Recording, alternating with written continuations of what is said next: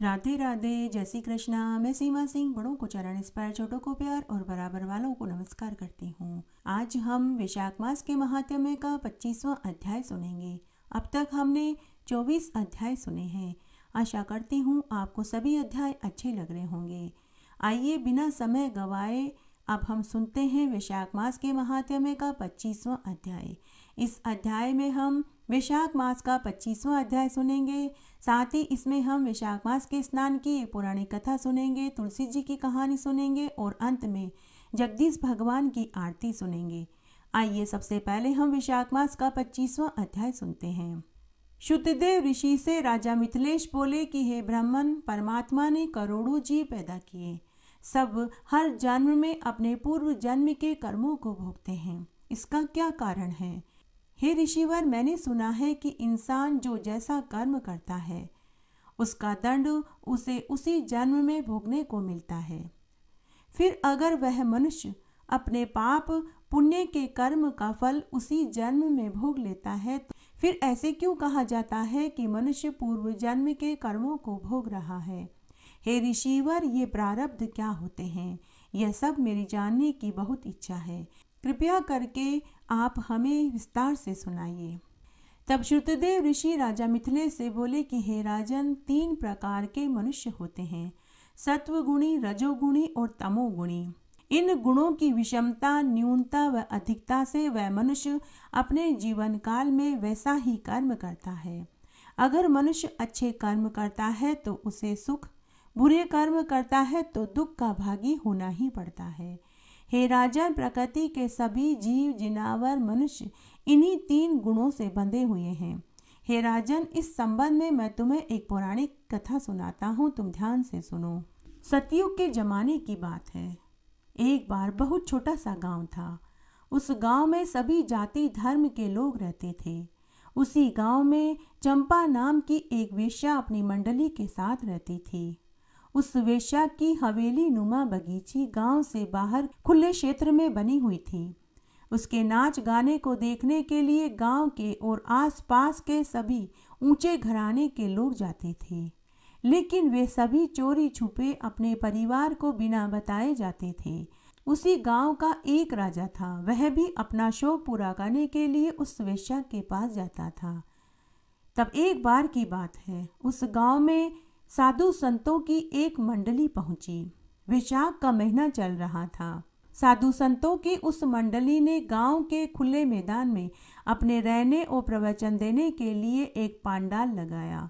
उस पांडाल के ठीक सामने उसी वेश्या की बगीची थी, जिसमें वह अपने संगी साथियों के साथ रहती थी। जब चंपा वेश्या को पता चला कि आज उसकी बगीची के ठीक सामने साधु महात्माओं की टोली ने डेरा लगाया है, तो उसकी खुशी का ठिकाना नहीं रहा। उसने मन ही मन सोचा कि मेरे भाग्य का उदय होने वाला है, इसीलिए मेरे घर के ठीक सामने साधु महात्माओं ने डेरा लगाया है। अब रोज मुझे भी उनके दर्शन होंगे और उनके प्रवचन सुनने को मिलेंगे। मुझे अब तक जितने भी लोग मिले हैं उन्होंने मेरा इस्तेमाल किया है। मैं बहुत बड़ी पापिन कुलटा हूँ। मैंने कोई एक भी पुण्य का कार्य नहीं किया जिससे कि मुझे मरने पर स्वर्ग मिले। उसके बाद साधु संत वैशाख मास के महात्म्य और महिमा को सुनाने लगे। तब उस वेश्या ने सोचा कि मैं भी पांडाल में जाकर प्रवचन सुनूं। तब उसे ख्याल आया कि अगर किसी ने उसे देख लिया तो लोग उसे धक्के मार कर भगा देंगे। तब उसने अपनी वेशभूषा एक विधवा महिला की बनाई। वह श्वेत रंग के कपड़े पहनकर, घूंघट ओढ़कर सबसे पीछे बैठकर प्रवचन सुनने लगी। तब उसने देखा कि सभी गांव वाले कुछ न कुछ चढ़ावा चढ़ा रहे थे। कोई फूल चढ़ाता, कोई मिठाई चढ़ाता, कोई फल लाता, कोई नारियल, रुपए, अन्न, वस्त्र चढ़ाता था। तब चंपा वेश्या ने सोचा कि मुझे भी कुछ न कुछ चढ़ाना चाहिए। तब वेश्या ने सोचा कि मैंने पूरी उम्र स्वर्ण के आभूषण कमाए हैं। जो भी व्यक्ति मुझसे मिलने आता था वह सोने चांदी के और कीमती रत्नों के आभूषण मुझे देता था। अब मुझे उन गहनों व आभूषणों का क्या करना है?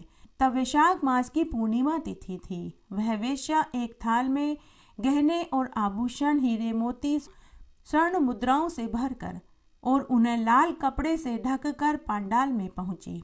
उस समय सभी साधु संत अपना अपना सामान जमा रहे थे।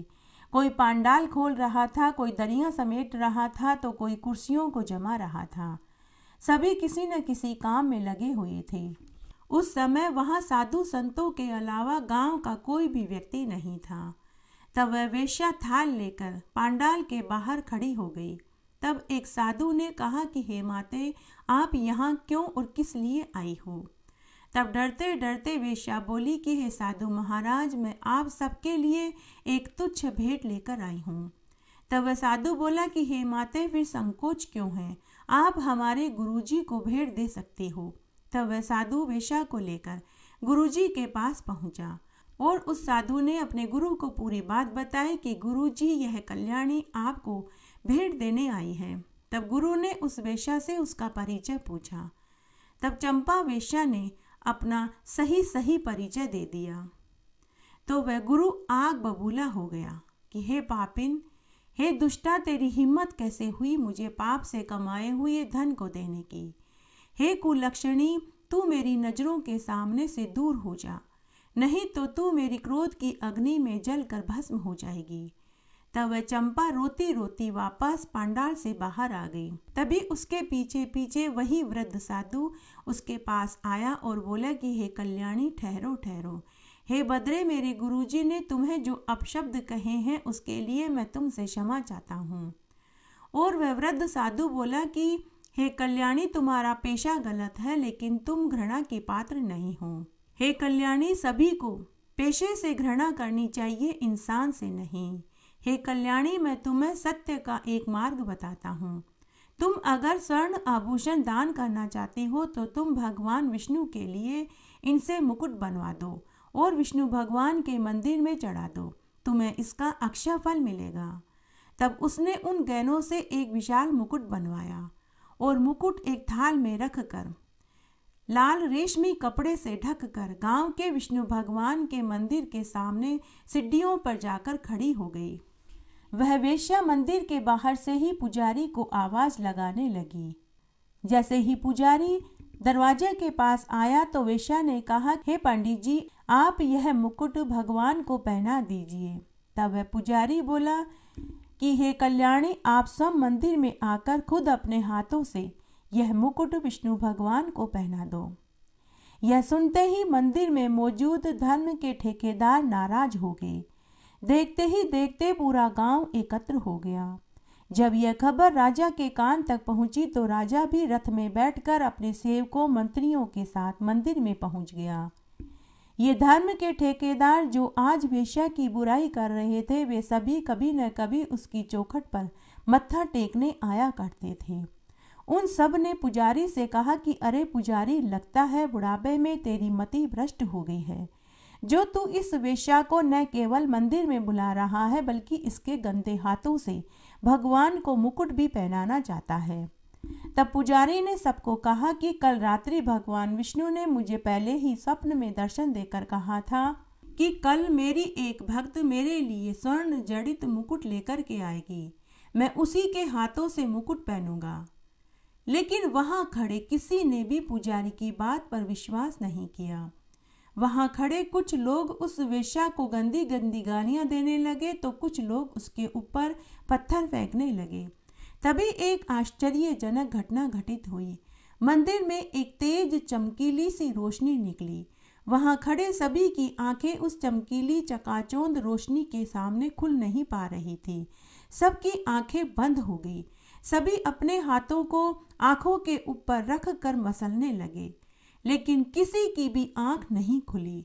मात्र मंदिर के पुजारी व उस वेश्या को भगवान विष्णु ने साक्षात दर्शन दिए। खुद भगवान विष्णु मंदिर के बाहर सीढ़ियों तक आए। वेश्या भगवान के चरणों में गिर पड़ी और रोने गिड़गिड़ाने लगी। तभी वहां आकाशवाणी हुई। भगवान ने कहा कि हे कल्याणी, तुम इतने प्रेम और श्रद्धा भाव से मेरे लिए सोने का मुकुट बनवा कर के लाई हो। तुमने पूरे वैशाख मास में मेरी कथा कहानियों को और महात्म्य को पूरी श्रद्धा और सच्ची लगन से सुना, जिससे तुम्हारे जीवन भर के समस्त पाप धुल गए हैं। हे कल्याणी, तुम स्वयं अपने हाथों से यह मुकुट पहनाओ तब उस वेश्या ने अपने हाथों से भगवान विष्णु को मुकुट पहनाया। उसके बाद भगवान ने पुजारी और वेश्या को आशीर्वाद दिया और अंतर्ध्यान हो गए। उसके बाद सभी की आंखें खुल गई। वे सभी जो धर्म के ठेकेदार बने फिरते थे, आज उन्हें बहुत पश्चाताप हो रहा था। और उस वेश्या को वैशाख मास का महात्म्य और कथा कहानी सुनने का अक्षय फल प्राप्त हुआ। उसे न केवल भगवान विष्णु ने दर्शन दिए, बल्कि उसके हाथों से सम उस मुकुट को भी पहना। उसके बाद उस वेश्या की जब मृत्यु हुई तो सीधे उसे बैकुंठ लोक मिला। यह सब उसके वैशाख मास में स्नान करने, वैशाख मास के महात्म्य और कथा कहानियों को सुनने का फल मिला। हे राजन, यह मैंने तुम्हें एक पौराणिक कथा सुनाई कि मनुष्य जैसा कर्म करता है उसका फल उसे अवश्य मिलता है। अच्छे कर्म करता है तो अच्छा फल, और बुरे कर्म करता है तो बुरे फल का कर्म भी उसे भोगना ही पड़ता है। हे राजन, मनुष्य के कुछ कर्म ऐसे होते हैं जिन्हें वह उसी जीवन काल में भोग लेता है तो उसे दूसरे जन्म में नहीं भोगना पड़ता, लेकिन मनुष्य के कुछ ऐसे भी बुरे कर्म होते हैं जिन्हें वह उसी जीवन काल में तो भोगता ही है, साथ ही आगे आने वाले जन्म में भी उसे पाप दोष का दंड भोगना पड़ता है। उसे ही प्रारब्ध कहते हैं। हे राजन, एक बार यही प्रश्न नारद मुनि ने विष्णु भगवान से पूछा था। तब विष्णु भगवान ने नारद मुनि से कहा था कि हे देव ऋषि, मनुष्य जीव बड़ा ही लालची होता है। कुछ ही लोग ऐसे होते हैं जिन्होंने अपनी इंद्रियों को वश में कर रखा होता है, बाकी सभी अपने अपने कर्म फल को भोगने के लिए बार बार पृथ्वी पर जन्मते हैं और मरते हैं। भगवान विष्णु नारद मुनि से आगे बोले कि हे मुनिवर, जो लोग मेरे प्रिय मास वैशाख मास में स्नान, व्रत, दान करते हैं वे अपने पाप दोष से मुक्त हो जाते हैं। जो वैशाख मास के धर्म का पालन नहीं करते वे 84 लाख योनियों के चक्र में फंस कर बार बार जन्म लेते हैं और मरते हैं। तब श्रुतदेव ऋषि बोले कि हे मिथिलेश, तमोगुणी पुरुष हमेशा दूसरों से द्वेष रखने वाले और निष्ठुर पापी होते हैं। राक्षस से लेकर पिशाच, दैत्य, तामसी गति को प्राप्त होते हैं। दूसरे होते हैं रजोगुणी, इनकी बुद्धि मिश्रित होती है। ये पाप और पुण्य दोनों करते हैं, इसलिए ऐसे लोग जो अच्छे कर्म करते हैं उन्हें स्वर्ग, और जो बुरे कर्म करते हैं उन्हें नरक की पीड़ा भोगनी पड़ती है। तीसरी होते हैं सतोगुणी, इनमें साधु, सन्यासी, तेजस्वी, योग्य, पंडित, ब्राह्मण लोग आते हैं। ऐसे लोग हमेशा दयावान, आस्तिक व दूसरों की मदद करने वाले, पराई निंदा न करने वाले, पाप कर्म से दूर रहने वाले आते हैं। ऐसे लोग अपने अच्छे कर्मों के कारण भगवान विष्णु के सायुज्य लोक को पाते हैं। ये लोग 84 के चक्र से मुक्त हो जाते हैं। इन्हें बार बार धरती पर जन्म नहीं लेना पड़ता। श्रुतदेव ऋषि आगे बोले कि हे राजन, मनुष्य को हमेशा संतों का संग करना चाहिए। संतों की संगत से प्राणी को सद्बुद्धि प्राप्त होती है, उसके जीवन का उद्धार हो जाता है। पापियों की संगत नरक में लेकर जाती है। हे राजन, पाप रहित मनुष्य परलोक में सुख भोगते हैं, लेकिन जो पाप में लिप्त रहते हैं और विषाक्त धर्म का पालन नहीं करते वे पृथ्वी के आवागमन के चक्र में लगे रहते हैं और हर जन्म में कष्ट भोगते हैं। तब श्रुतदेव ऋषि राजा मिथिलेश से आगे बोले कि हे राजन, तब व्याध शंख मुनि से पूछने लगे कि हे मुनिवर, फिर मनुष्य की मुक्ति कब होती है? कब तक मनुष्य अपने पापों की सजा को भोगता है? कितने जन्म तक उसे प्रारब्ध भुगतने पड़ते हैं? हे शंख मुनि, मनुष्य के कल्याण के लिए आप हमें विस्तार से बताइए कि पापों से मुक्ति का क्या उपाय है, ताकि मनुष्य को बार बार पृथ्वी पर न जन्म लेना पड़े और उसके पाप भी धुल जाएं। तब शंख मुनि व्याध से बोले कि हे व्याध, इन सब का एकमात्र उपाय विषाक्त धर्म का पालन करना बताया गया है। हे व्याध, यह वैशाख मास सबसे उत्तम मास है। इस मास की सभी तिथियां श्रेष्ठ हैं। हे व्याध, वैशाख मास की कृष्ण पक्ष व शुक्ल पक्ष की एकादशी, द्वादशी, त्रयोदशी, चतुर्दशी, पूर्णम अमावस्या, साथ ही अक्षय तृतीया सबसे श्रेष्ठ तिथि है। हे व्याध, इन तिथियों पर किसी पवित्र नदी, तालाब, सरोवर पर स्नान करके व्रत किया जाए। साथ ही जूता, छाता, ताड़ का पंखा अन्न, वस्त्र, तरबूज, खरबूजा, ककड़ी, आम, केरी गरीबों व योग्य पंडितों को दान में देना चाहिए। जो मनुष्य ऐसा करता है वह मनुष्य अपने 7 जन्मों के पापों को धो लेता है। इस मास में पूरे महीने तुलसी के पौधे का पूजन करने का भी बहुत महत्व है। जो मनुष्य पूरे वैशाख मास में तुलसी जी का पूजन करता है, सुबह शाम दिया बाती करता है, भोग लगाता है, 5 परिक्रमा लगाता है, उसके 7 जन्मों के पापों का क्षय हो जाता है। हे व्याध, इस मास में बड़ पीपल आंकड़े के पेड़ की पूजा करने से मनुष्य 84 लाख की योनियों से छूटकर मरने के बाद विष्णु लोक में आनंद सुख भोगता है। जो मनुष्य इस मास में भगवान हरि के चरणामृत को सिर पर धारण करता है और रोज चरणामृत पीता है, वह 12 बरस तक गंगा जल में स्नान करने जितना फल पा लेता है। जो मनुष्य इस मास में हरि नाम की स्तुति करता है, वैशाख मास की कथा कहानियों और महात्म्य को सुनता है, रोज रात्रि जागरण करता है, वह मरने पर सीधा मोक्ष पाता है। जो मनुष्य वैशाख मास में शालिग्राम भगवान का पूजन करते हैं, उस मनुष्य की कभी दुर्गति नहीं होती। जो वैशाख मास में शालिग्राम भगवान को स्नान करा के चंदन, पुष्प, तुलसी अर्पित करता है, उसके 1000 जन्मों के पापों का उसी क्षण क्षय हो जाता है। जो मनुष्य वैशाख मास में इन नियमों को अपनाता है, उसको कभी पूर्व जन्म के पापों का दुख नहीं भोगना पड़ता, उन्हें प्रारब्ध नहीं भुगतने पड़ते। वे पापों से मुक्त होकर अगले जन्म में पुत्र, पौत्र, धन से युक्त होकर जीवन के सभी सुखों को भोगकर मरने के बाद विष्णु लोक के सायुज्य लोक को पाते हैं। तब श्रुतदेव ऋषि राजा मिथिलेश से कहते हैं कि हे राजन, जब शंख मुनि व्याध को वैशाख मास का महात्म्य सुना रहे थे, तब जिस वन में जिस पेड़ की छाया में शंख मुनि और व्याध बैठे थे, उसी पेड़ की कोटर में एक काला जहरीला सर्प उनकी बातों को सुन रहा था। जब उस सर्प के कानों में वैशाख मास का महात्म्य सुनाई पड़ा तो वह उसी समय वह सर्प अपने काल रूपी देह को त्याग कर हाथ जोड़कर शंख मुनि के सामने आकर के खड़ा हो गया। इसके आगे का महात्म्य हम अगले अध्याय में सुनेंगे। आइए अब हम वैशाख मास में तुलसी जी की एक पौराणिक कथा सुनते हैं। वैशाख मास में सभी कथा कहानियों के साथ में तुलसी जी की कहानी जरूर सुननी चाहिए। इससे वैशाख मास का संपूर्ण फल प्राप्त होता है। एक गांव में ननद भाभी रहती थी। ननद धार्मिक विचारों की थी। वह कुंवारी थी और रोज सुबह नहा धोकर तुलसी जी सींचती थी और संध्या के समय दिया बाती करती थी। ननद को तुलसी माँ से बहुत लगाव था। भाभी को ननद फूटी आँख नहीं सुहाती थी। भाभी जब ननद को तुलसी जी की पूजा पाठ करते देखती तो जली कटी सुनाती थी कि क्या रोज रोज तुलसी जी की पूजा करती है, सींचती है, दिया बाती करती है, क्या ससुराल में यह सब चीजें काम आएगी? आखिर में तो घर का चूल्हा चौका ही करना पड़ेगा, आगे तो यही काम आएगा। कभी गुस्से में कहती कि जब तेरी शादी होगी तो तेरी बारात में तुलसी ही खाने को दूंगी और तुलसी ही दहेज में दूंगी। ननद चुप रहती, कुछ नहीं कहती थी। ननद बड़ी ही धैर्यशील थी। इस तरह उनका समय बीतने लगा। जब ननद विवाह लायक हुई और शादी का दिन आया तो भाभी ने बारातियों के सामने तुलसी का गमला तोड़कर फेंक दिया।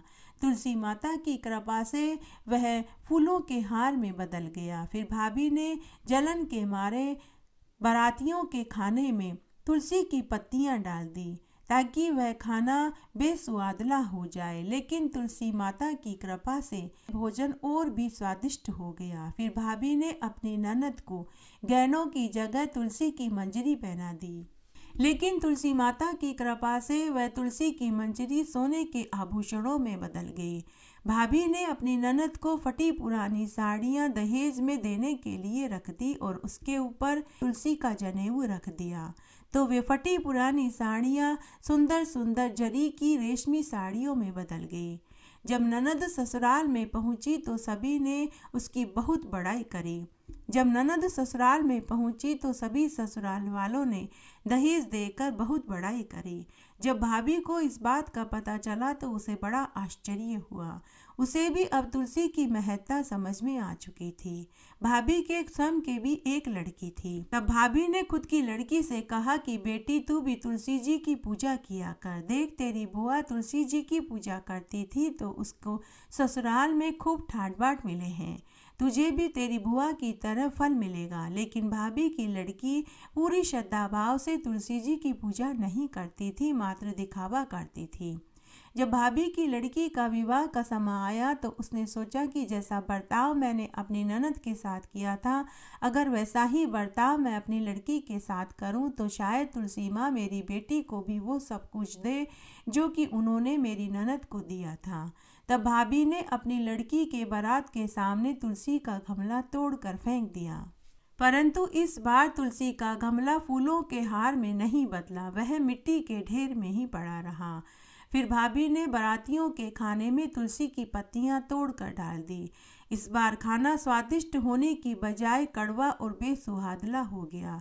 सभी बारातियों ने जैसे ही खाना खाया तो थू थू करके सारा खाना थूक दिया।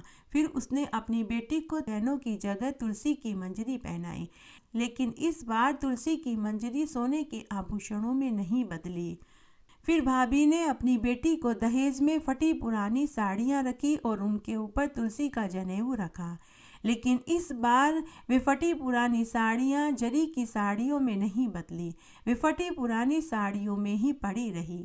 जब भाभी की लड़की ससुराल में पहुंची तो सभी बारातियों और ससुराल वालों ने लड़की की बहुत बुराई करी। भाभी की लड़की को ससुराल में बहुत दुख मिला। भाभी ने शादी के बाद अपनी ननद को कभी मायके नहीं बुलवाया। तब एक दिन भाई ने विचार किया कि बहुत दिन हो गए हैं, बहन से मिल कर के आऊँ। तो उसने अपनी पत्नी से कहा कि मैं अपनी बहन से मिलने उसके ससुराल जा रहा हूँ, तुम मुझे गुड़ की भेली दे दो। तब भाभी ने खूब जली कटी सुनाई और एक थैले में ज्वार भर कर दे दिया। पति कुछ नहीं बोला, वो चुपचाप ज्वार का थैला लेकर अपनी बहन के ससुराल की ओर चल दिया। भाई बहुत दुखी मन से अपनी बहन के ससुराल जा रहा था। तब बीच रास्ते में उसे एक गौशाला दिखाई दी। भाई ने ज्वार का थैला गाय के सामने उड़ेल दिया। तभी वहाँ गाय का ग्वाला खड़ा था। उसने भाई से कहा कि अरे भाई, यह गाय तो चारा खाती है, सोने चांदी और सच्चे मोती नहीं खाती। आप यह गाय को क्या डाल रहे हो? भाई को अपनी आंखों पर विश्वास नहीं हुआ। उसने झट से सारे सोने चांदी सच्चे मोती थैले में भर लिए। वह ज्वार तुलसी माता की कृपा से सच्चे हीरे मोती और सोने चांदी के आभूषणों में बदल गए थे। भाई प्रसन्नता पूर्वक अपनी बहन के ससुराल में पहुंचा। बहन भाई से मिलकर बहुत खुश हुई। भाई ने अपनी बहन को उपहार में सोने चांदी और सच्चे मोती के आभूषण दिए। हे तुलसी माता, जैसे आपने पग पग पर एक भाई की बहन की रक्षा करी, वैसे सबकी करना। कहानी कहने वाले की, सुनने वाले की और हुक्कारा भरने वाले की। घटती हो तो पूरी हो तो परवान चढ़े, भूले बिसरे नाम तेरे भंडार में भरे। आइए अब हम वैशाख मास के स्नान की एक पौराणिक कहानी सुनते हैं। एक बार बहुत छोटा सा गांव था। उस गांव में एक राजा था। वह राजा अत्यंत क्रोधी और अत्याचारी स्वभाव का था। राजा के अत्याचार से पूरी प्रजा त्राहिमाम त्राहिमाम कर रही थी। राजा के मंत्रियों ने राजा के नाम से खूब धन बटोर रखा था। तरह तरह के करों से पूरी प्रजा परेशान थी। राजा अपने घमंड में चूर रहता था, किसी की भी नहीं सुनता था। उस राज्य में एक महान विद्वान गुरुजी थे। वे कई विद्याओं में पारंगत थे। लोग उसे गुरुजी के नाम से जानते थे। गुरुजी के आश्रम में उस राज्य के सभी विद्यार्थी पढ़ने आते थे। उन्हीं में राजा का पुत्र भी था। राजा जितना कठोर था, उनका पुत्र उतना ही दयालु, नम्र और सरल स्वभाव का था। राजा के पुत्र से राज्य की हालत छिपी नहीं थी। वह भी अपने पिता को सही रास्ते पर लाना चाहता था। तब एक दिन गुरुजी एक वृक्ष के नीचे बैठे हुए थे। राजकुमार उनके पास ही धनुर्विद्या का अभ्यास कर रहे थे। अचानक से एक तोते का बच्चा गुरुजी की गोद में आकर के गिरा। गुरुजी ने उसे उठा लिया। तभी राजकुमार गुरुजी के पास आया और बोला कि गुरुजी, यह तोते का बच्चा मुझे दे दीजिए, मैं इसे राम राम कहना सिखाऊंगा। राजकुमार की बात सुनकर गुरुजी के दिमाग में एक योजना आई। गुरुजी ने राजकुमार से कहा कि पुत्र, जब तुम पूरी शिक्षा ग्रहण करके यहाँ से जाओगे तब यह तोता मैं तुम्हें दे दूंगा। अब गुरुजी उस तोते को रोजाना एक लाइन सिखाने लगे कि मनुष्य से पक्षी हो गया, मनुष्य से पक्षी हो गया। इस तरह समय बीतने लगा। तब एक दिन राजकुमार की शिक्षा के समाप्त होने का समय आ गया। उधर वह तोता भी बड़ा होता जा रहा था। उसने भी गुरुजी की लाइन को रट लिया था। अब वह भी बोल रहा था कि मनुष्य से पक्षी हो गया, मनुष्य से पक्षी हो गया। धीरे धीरे वह दिन भी आ गया जब राजा सम अपने पुत्र को लेने के लिए गुरु के आश्रम में पहुँचे। उससे पहले गुरुजी ने राजकुमार को पूरी अपनी योजना बता दी और राजकुमार को आश्रम में छिपा दिया। जब गुरु ने राजा को आया देखा तो गुरुजी ने राजा का खूब आदर सत्कार किया। राजा बार बार आश्रम में अपने पुत्र को खोज रहा था, लेकिन उन्हें उनका पुत्र कहीं दिखाई नहीं दिया। तब राजा ने गुरुजी से पूछा कि हे गुरुदेव, मेरा राजकुमार पुत्र कहाँ है?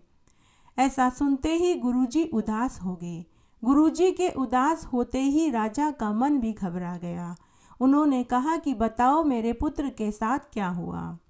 तब गुरुजी ने राजा से कहा कि हे महाराज, क्या बताऊं? उसने जैसे ही शिक्षा पूरी करी वह एक मंत्र का जाप बार बार कर रहा था। उससे वह मनुष्य से तोता बन गया।